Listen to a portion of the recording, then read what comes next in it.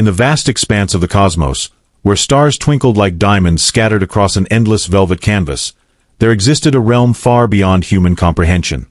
It was here, on the distant planet Zarathia, that the alien queen reigned supreme over her dominion.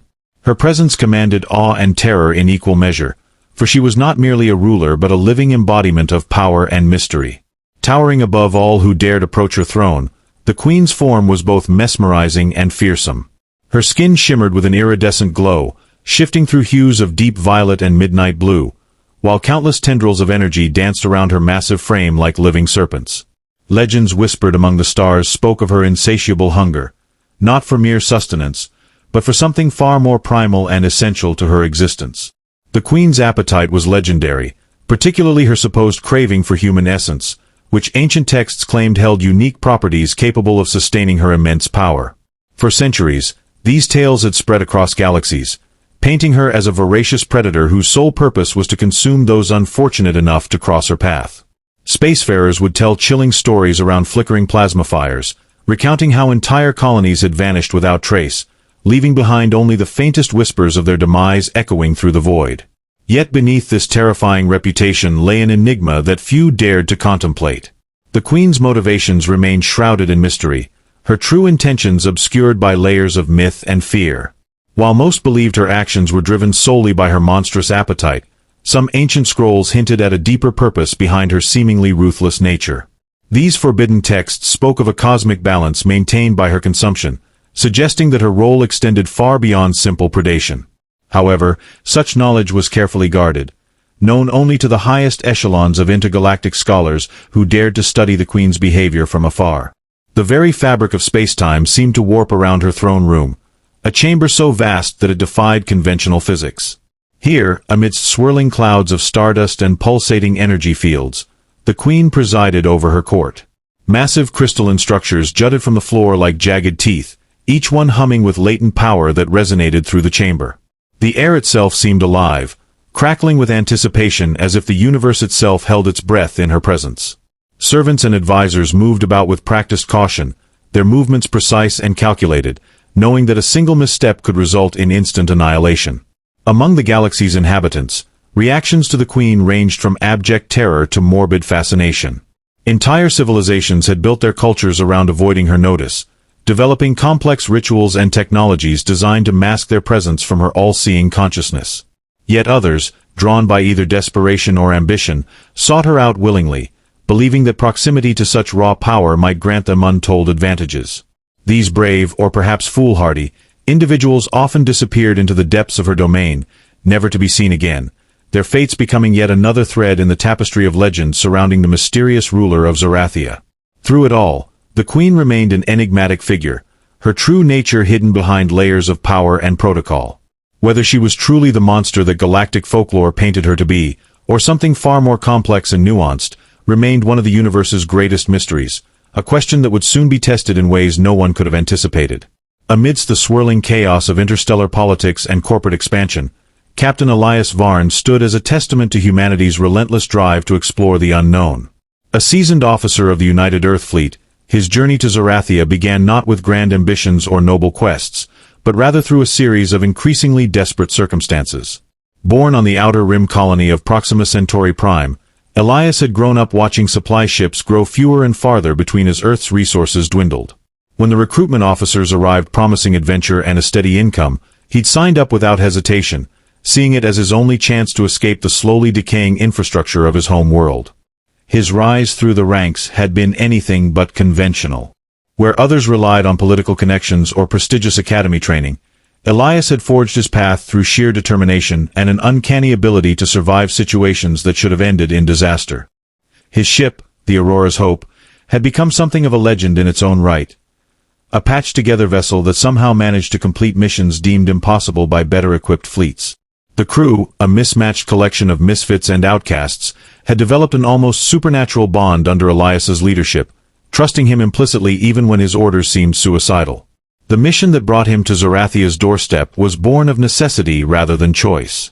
The United Earth Council had issued a classified directive: retrieve samples of the planet's unique energy crystals, rumored to hold the key to solving Earth's escalating energy crisis.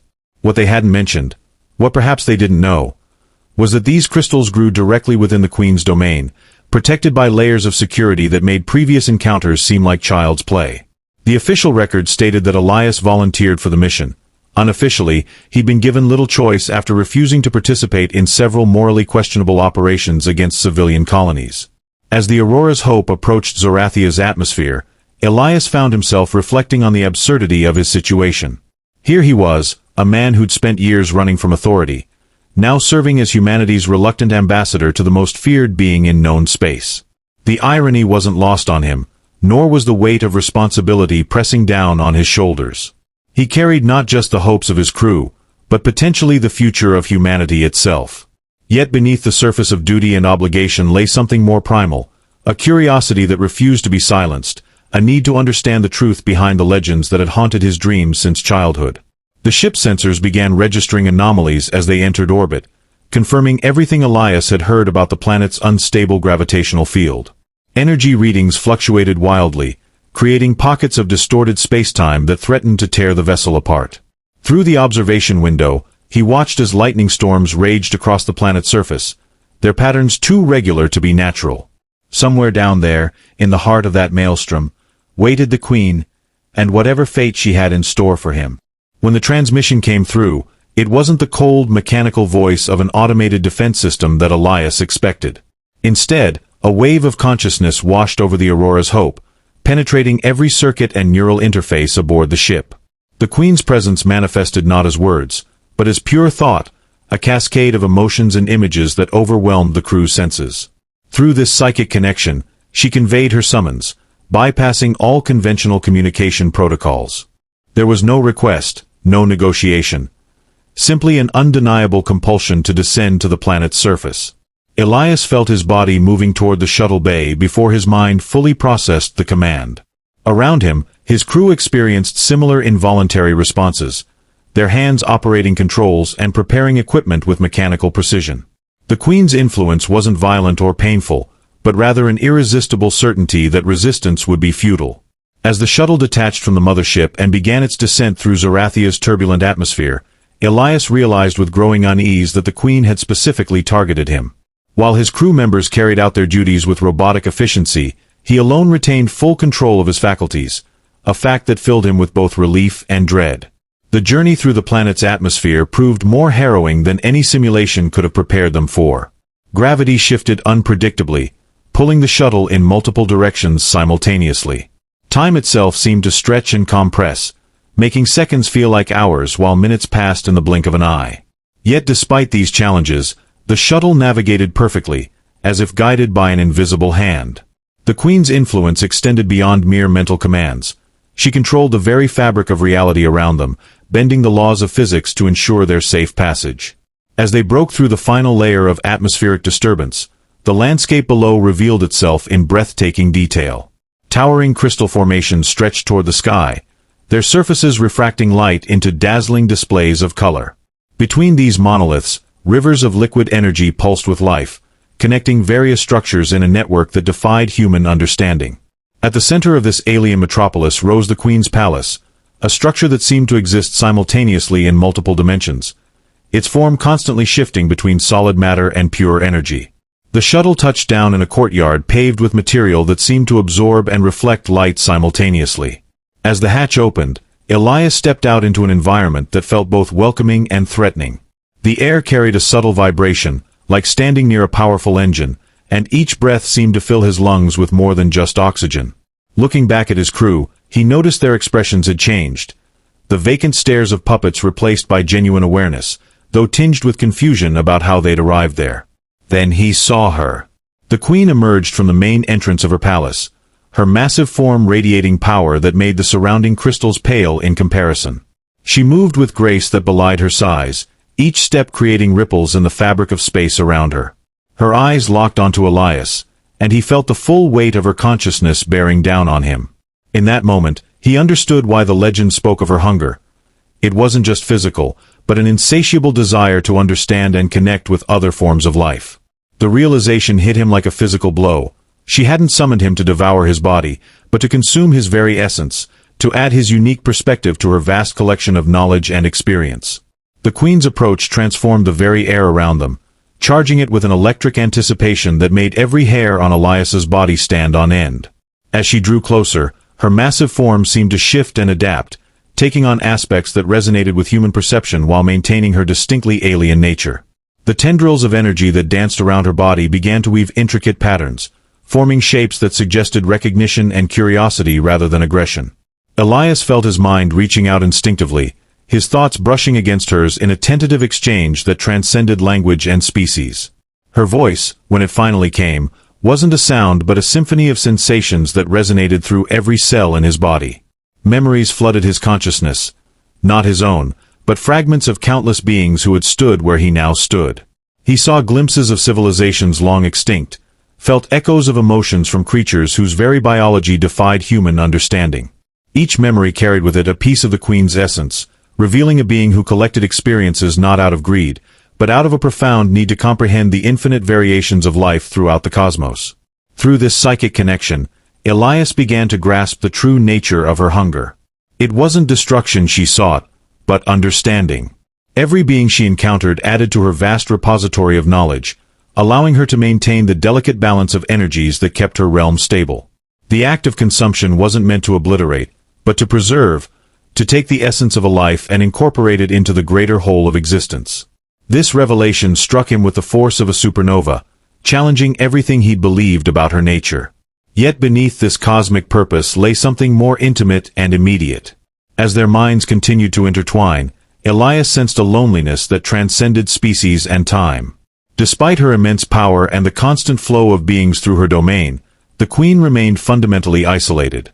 Her position demanded absolute authority, leaving no room for equals or companions. The beings she encountered came to her out of fear or necessity, never by choice, and certainly never with the intention of genuine connection. This isolation had created a void within her that no amount of accumulated knowledge could fill. Their mental link deepened, revealing flashes of her past encounters with humans. She showed him moments when others had come before him, some defiant, some terrified, some resigned to their fate. In each case, she had followed the expected pattern, consuming their essence as required by her role. But with each human encounter, something had changed within her. Their capacity for hope, their stubborn refusal to accept fate, their ability to find meaning in the face of oblivion, these qualities had begun to resonate with her in ways she couldn't fully understand or articulate. Elias felt her curiosity about him intensifying, becoming something more complex and nuanced than mere scientific interest. Unlike those who had come before, he hadn't arrived through accident or coercion. His journey to Zarathia had been marked by choices, difficult, sometimes questionable decisions that reflected his humanity more clearly than any genetic marker ever could. The Queen's awareness of this distinction manifested in subtle shifts in her energy patterns, her tendrils weaving more intricate designs as she processed this new information. Through their connection, Elias began to sense something unprecedented: hesitation. The Queen's usual certainty wavered as she contemplated this human who had willingly walked into her domain, carrying not just his own essence but the collective weight of his species' potential. She withdrew slightly, her massive form retreating a few steps as if giving herself space to think. The pause stretched into eternity, filled with unspoken questions and possibilities that neither of them could fully articulate.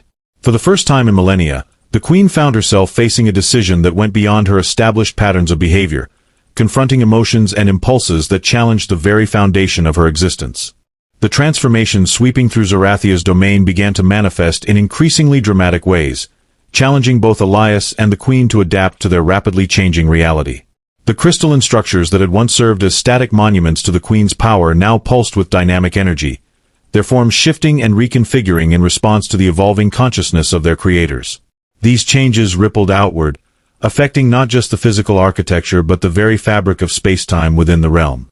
Gravitational fields that had once operated according to predictable patterns now demonstrated quantum-like behavior, existing in multiple states simultaneously until observed or utilized.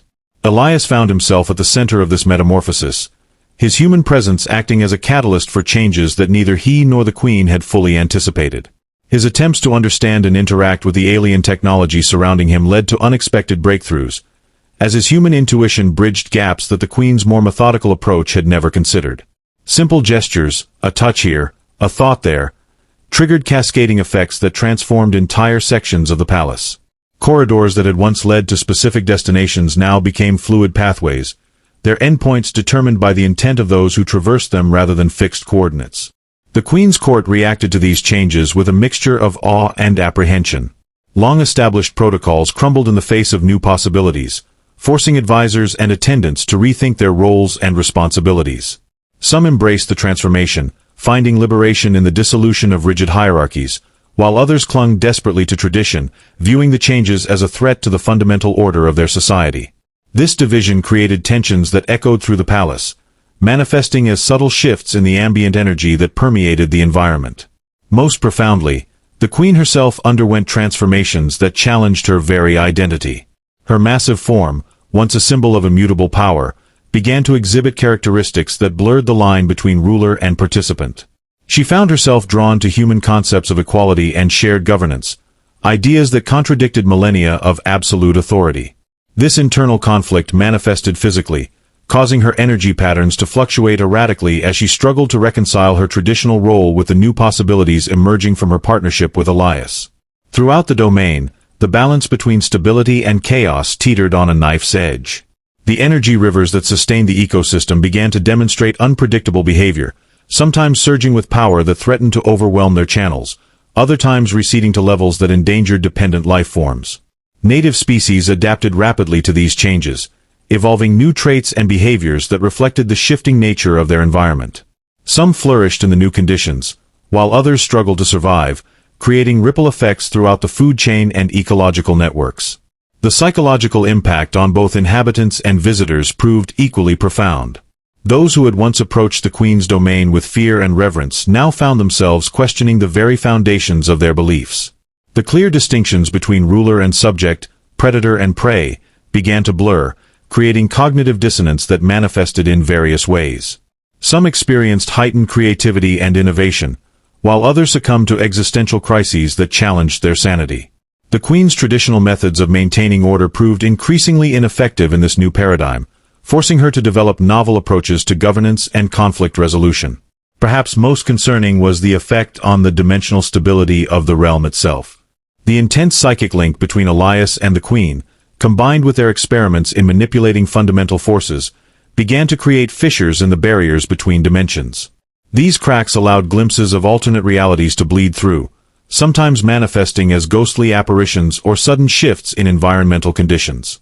While these occurrences provided valuable insights into the nature of reality, they also posed significant risks to the integrity of the entire domain. As these changes accelerated, Elias and the Queen found themselves facing decisions that carried implications far beyond their immediate circumstances.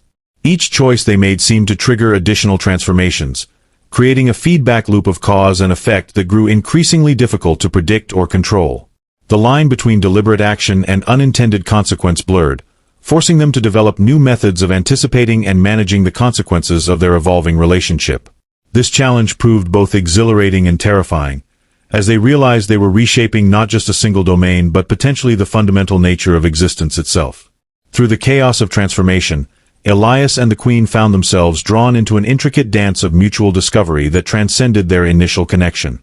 Their shared consciousness, once a fragile bridge between species, evolved into a complex network of intertwined thoughts and emotions that defied conventional understanding. The Queen's vast experience with cosmic forces began to merge with Elias's human capacity for emotional nuance, creating a hybrid form of awareness that allowed them to perceive and manipulate reality in unprecedented ways. This fusion of perspectives revealed hidden patterns in the fabric of existence, showing them how threads of destiny wove together across species and dimensions. Their experiments took on new dimensions as they pushed beyond the boundaries of what either had considered possible. The Queen's mastery of energy manipulation combined with Elias's intuitive understanding of human creativity led to the development of entirely new forms of matter and consciousness. They discovered that their combined will could shape not just physical reality but the very nature of thought and emotion itself. Crystalline structures began to pulse with colors and frequencies that resonated with both human and alien sensibilities, creating environments that could adapt to the psychological needs of any being that entered them. These spaces served as testing grounds for their theories, places where they could safely explore the limits of their combined power without risking the stability of the wider domain. The Queen's traditional role as sole arbiter of her realm's destiny began to transform into something more collaborative. She found herself consulting Elias on matters of governance and policy, valuing his human perspective on issues that had once seemed straightforward. This partnership extended beyond practical matters to encompass philosophical and existential questions that challenged the foundations of her rule. Together, they grappled with concepts of free will versus determinism, the nature of individual identity in an interconnected universe, and the ethical implications of wielding power over the fundamental forces of reality. These discussions often lasted for what felt like subjective eternities, their thoughts flowing seamlessly between them as they explored each topic from multiple angles simultaneously. Their relationship with the inhabitants of the domain evolved in parallel with their own transformation. Rather than maintaining the traditional distance between ruler and subjects, they began actively engaging with different species and factions, seeking to understand their needs and perspectives.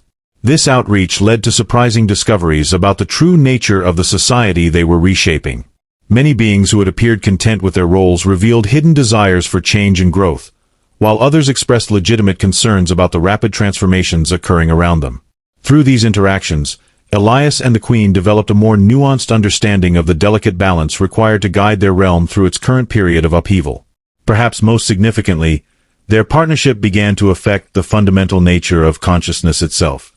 As their minds continued to merge and separate in complex patterns, they discovered new states of awareness that existed beyond traditional definitions of individuality. These experiences suggested that consciousness might be more fluid and adaptable than either had previously believed, capable of existing in multiple forms and locations simultaneously. This realization opened up possibilities for addressing some of the domain's most pressing challenges, from resolving conflicts between species to finding sustainable solutions for resource management and environmental stability. Their experiments with these new forms of consciousness led to breakthroughs in understanding how different species processed and responded to reality. They developed techniques for temporarily merging minds, allowing beings from vastly different backgrounds to experience each other's perspectives firsthand. These shared experiences fostered unprecedented levels of empathy and cooperation, helping to break down barriers that had existed for generations. At the same time, they learned to create protective boundaries that prevented unwanted intrusions while maintaining the benefits of increased understanding and connection. The Queen's court transformed from a rigid hierarchy into a dynamic network of relationships and responsibilities. Traditional roles gave way to more fluid arrangements based on individual capabilities and interests, with beings moving between positions as needed rather than being locked into predetermined paths. This flexibility proved crucial in managing the ongoing changes throughout the domain, allowing for rapid adaptation to new challenges and opportunities. Elias's human experience with organizational structures proved invaluable in guiding these transitions, helping to maintain essential functions while encouraging innovation and growth. Their exploration of consciousness and reality continued to yield unexpected insights, particularly regarding the nature of time and causality. They discovered that their combined awareness could influence not just the present moment but also past events and potential futures. This ability raised profound ethical questions about the responsible use of such power, leading to extensive discussions about the implications of altering historical trajectories or influencing probable outcomes.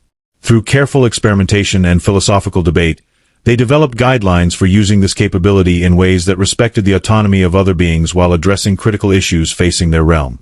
As their understanding deepened, Elias and the Queen found themselves confronting fundamental questions about the nature of existence itself. Their partnership had evolved from a simple meeting of two consciousnesses into a complex exploration of what it meant to be aware, to exist, to create and transform. Each revelation opened new avenues of inquiry, while simultaneously raising more questions about the ultimate purpose and direction of their shared journey. The boundaries between teacher and student, ruler and subject, creator and creation continued to blur, creating a relationship that defied conventional categorization and promised to reshape not just their immediate domain but potentially the wider cosmos itself. The repercussions of Elias and the Queen's evolving relationship rippled outward with increasing intensity, transforming not just their immediate domain but sending shockwaves through the wider galaxy. News of the unprecedented partnership between human and alien sovereigns spread through diplomatic channels and underground networks alike, sparking reactions that ranged from cautious optimism to outright panic. Galactic powers that had long maintained a careful distance from Zerathia suddenly found themselves forced to reconsider their strategies, while smaller factions saw opportunities for alliances or exploitation in the shifting balance of power. The very fabric of interstellar politics began to warp and realign, much like the gravitational fields surrounding the Queen's domain. On Earth, The United Earth Council convened emergency sessions to address the implications of their representatives' unprecedented connection with the most feared being in known space. Military leaders argued for immediate intervention, citing concerns about potential threats to human sovereignty, while diplomats advocated for patience and observation, recognizing the unique opportunity presented by this unprecedented bridge between species. The scientific community, meanwhile, buzzed with excitement about the potential for technological and cultural exchange, though many researchers expressed ethical concerns about the unknown consequences of such intimate interspecies contact. Public opinion fractured along similar lines, with some citizens viewing Elias as a hero forging new paths for humanity, while others condemned him as a traitor who had abandoned human values for alien influence. Throughout the galaxy, other species began reassessing their relationships with both humanity and the Queen's domain. Long-standing treaties and trade agreements came under scrutiny as their foundations shifted beneath them. Some alien races, inspired by the apparent success of human-alien cooperation, initiated their own outreach programs to previously hostile species. Others doubled down on isolationist policies, fearing that the changes emanating from Zerathia might destabilize their own carefully maintained social orders. The economic impact proved equally dramatic, as markets reacted to rumors of revolutionary technologies and unprecedented access to the Queen's domain's resources. Within the scientific community, the transformations occurring on Zerathia sparked a revolution in theoretical physics and consciousness studies. Researchers across the galaxy scrambled to develop new models that could account for the reported phenomena, from the apparent manipulation of fundamental forces to the emergence of hybrid consciousness states. Laboratories redirected their focus to studying human-alien interaction, hoping to replicate or at least understand the mechanisms behind the unprecedented connection between Elias and the Queen. This surge of interest led to both breakthroughs and controversies, as traditional academic boundaries dissolved in the face of rapidly evolving discoveries. The religious and philosophical implications proved equally profound, challenging long-held beliefs about the nature of existence and the relationship between different forms of life. On numerous worlds, spiritual leaders debated whether the events on Zerathia represented divine intervention, natural evolution, or something entirely new in the cosmic order. Some faiths incorporated the changes into their doctrines, viewing them as evidence of universal unity, while others rejected them as dangerous deviations from established truths. Philosophers engaged in heated debates about the ethics of consciousness merging and the implications for individual identity in an increasingly interconnected universe. Perhaps most significantly, the transformations began affecting the fundamental nature of diplomacy and conflict resolution throughout the galaxy. Traditional power dynamics shifted as species that had once relied on military might found themselves needing to develop more nuanced approaches to international relations. The success of Elias and the Queen's partnership demonstrated that even the most entrenched hostilities could potentially be transformed through genuine understanding and cooperation. This realization led to a surge in mediation efforts and peace talks across numerous conflict zones, though not all parties approached these new opportunities with sincere intentions. As these changes spread through the galaxy, they created both opportunities and dangers. New alliances formed across species and dimensional boundaries, while old rivalries took on more complex dimensions. The very concept of sovereignty began to evolve, with some civilizations embracing more fluid notions of identity and territory, while others clung desperately to traditional definitions. Through it all, the central mystery of Elias and the Queen's relationship continued to unfold, its implications growing more profound with each passing cycle, challenging beings throughout the cosmos to reconsider their place in an increasingly interconnected universe.